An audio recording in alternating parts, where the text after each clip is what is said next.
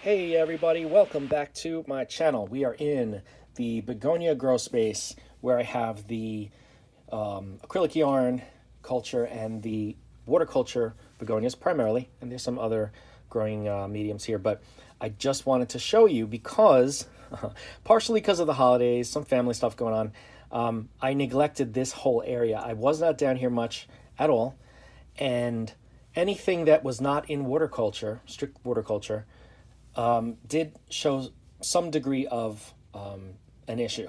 There are some challenges because number one, the humidity is at 25% down here. That's really low for begonias in particular. It should be like around 50 to 70.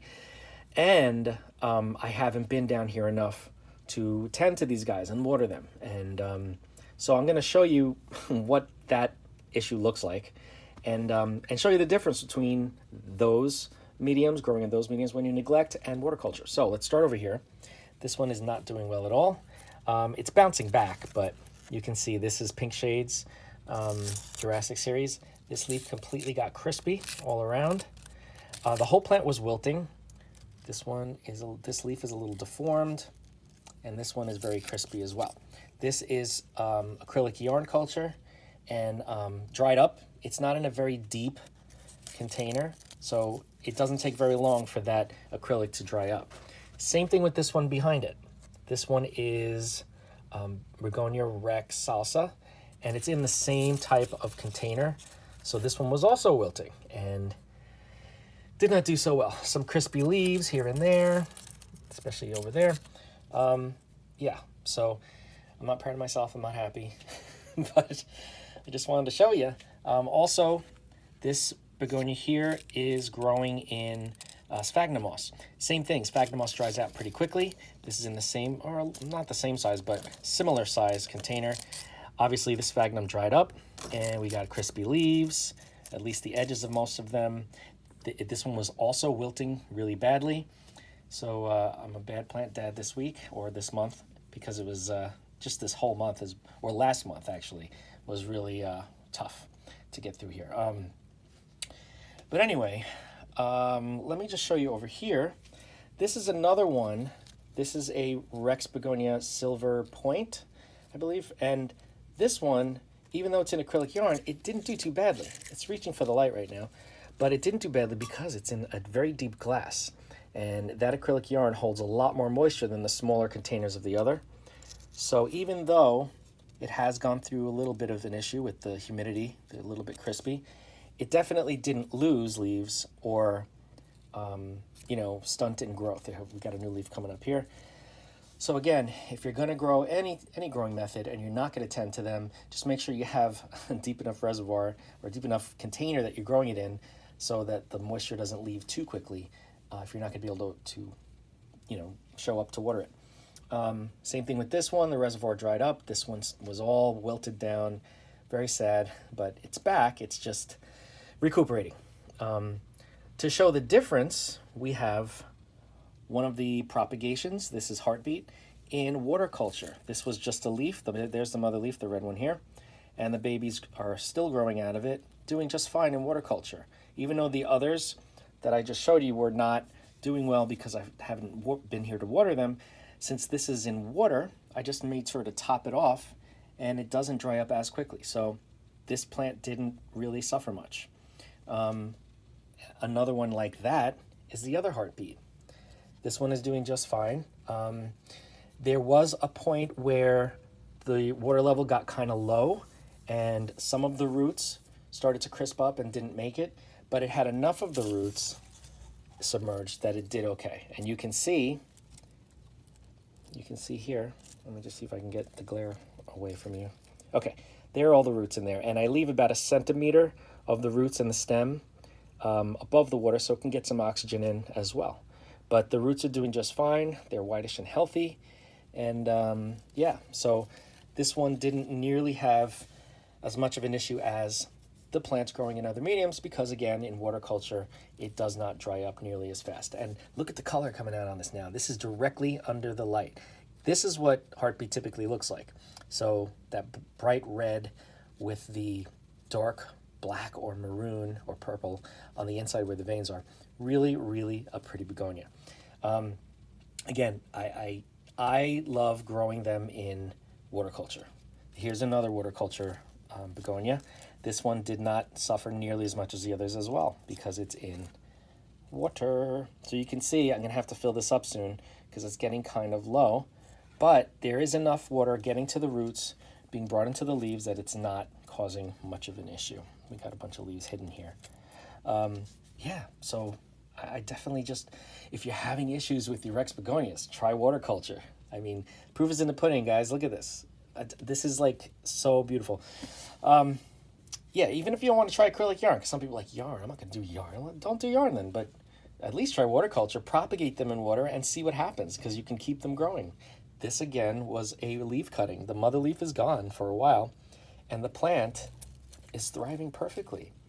Of course, when I had the root issue, because I hadn't been here, I may have lost or got a little bit of crispiness on a leaf. Like I think this leaf got a little crispy, you can see.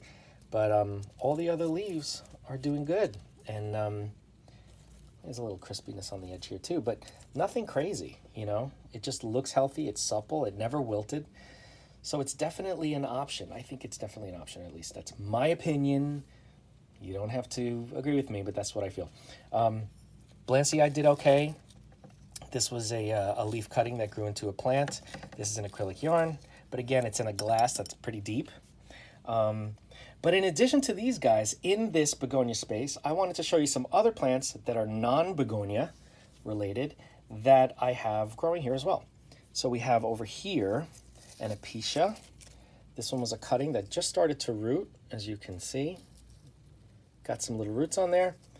The plant is doing well. The leaves aren't in the best condition, but of course the whole plant wasn't in the best condition when I got it. It was actually, yeah, I think this one was on clearance. And I took a bunch of cuttings off of the mother plant, and this one I stuck in water to do a little experiment. I stuck the other ones in, one in yarn, I think some in sphagnum moss, and of course without the watering, the sphagnum moss didn't do so well. The yarn did a little bit better than the sphagnum, but the water didn't have any issues. Still going strong, and it's got some roots growing now. So yeah, that's that one, African violet relative. I also have some cuttings of Scindapsus silver lady. This is a new Scindapsus to my Scindapsus collection because I have a bunch of them. And it's got some nice rootage going on. Going to keep this one in water culture. Eventually I'll move it to a larger container, of course, when it starts to grow, but it's been focusing on root growth right now. And this over here is just an exotica. This is one I've had, so nothing really to tell there, nothing new. But then we move over here, and this is a Scindapsus silver cloud. This one is really cool. It's got a lot of silver, but it's almost like a I don't know how to, like spray painted silver. It's really interesting. It's hard to describe, but you can kind of see. Satiny silver, really pretty. I know they call it satin silver pothos sometimes, but the amount of silver on here and how it's like cloudy silver, it's not splotches, really kind of beautiful. I'm not gonna lie to you. And next up we have, oh wait, let me show you the roots on this guy. What was I thinking? This one has some nice roots already. Living in its water culture, doing fine. Look at that. This is a nice size leaf too. Love it. All right, and here we have Philodendron Fuzzy petiole. Now this leaf, this is a larger leaf, was damaged on the mother plant, but I didn't want to cut it off. I figured let me keep it, so she's still going to make some food for using this leaf, so I'm just going to leave it. But the other leaves, this is a new leaf that sprouted, looking beautiful. It's almost like they have lime green colored leaves, which is, I didn't even know that. This is just philodendron, Hartley philodendron cutting in here, so it's not part of this plant. But look at these roots that sprouted. This had no roots on it. It was just like a stump. And these beautiful roots in the water culture. It is loving life. And there's a growth point right there. Can you see it? That's going to be another leaf soon. So yeah, fuzzy petiole, really kind of cool. I'm not going to lie to you. So, yeah, that is pretty much all I really need to say because, yeah, I'm pretty sure I'm going to start taking a lot of these out of the other mediums, whether they are in the acrylic yarn, if they're the shallow acrylic containers, I may move them to water culture. I'll keep the ones that are in deep acrylic, like this guy, because he's doing just fine. Don't have to worry about him. Same thing with the Blancii. But But anything that's in a shallow container, I think I'm going to start moving them to water culture. It's just easier for me now, and you know, there's always a lot going on. Even though the holidays are over now, it's going to slow down a little bit, but I don't want these guys to keep suffering like that because of my lack of attention. So, so yeah, if you have any questions on any of the grow methods you saw in this video, in particular water culture, because you can use it for so many different plants, just reach out because I would love to talk to you. Don't forget, if you have not, to like, comment, share, and subscribe. Hit that bell if you want to be notified, and I will see you in the next video. Look at this beauty.